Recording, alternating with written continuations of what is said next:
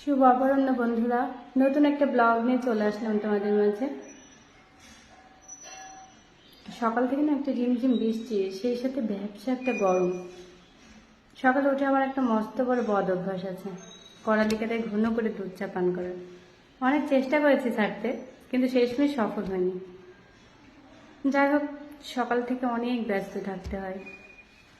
বাচ্চাদের রান্না, ওদেরকে খাওয়ানো, ওদের স্কুলে পাঠানো, ওদের টিফিন করানো।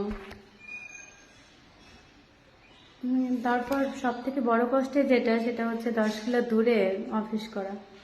আর অফিসের রাস্তাটা না সেই বড্ড খারাপ।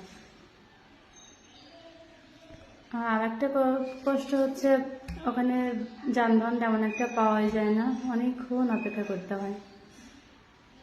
তো যাই হোক, আজকে সকালে ভাবলাম যে একটু খাসির মাংস রান্না করি।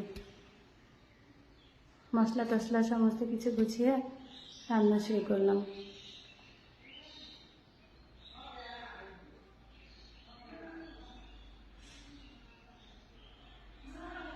আমার ছেলে আবার খুব স্পাইসি খেতে পছন্দ করে, বিশেষ করে ছোটোটা।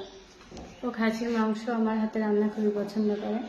আমি চেষ্টা করি ওর মতো রান্না করতে, ও যাতে একটু ভালো খায় সেই জন্যে।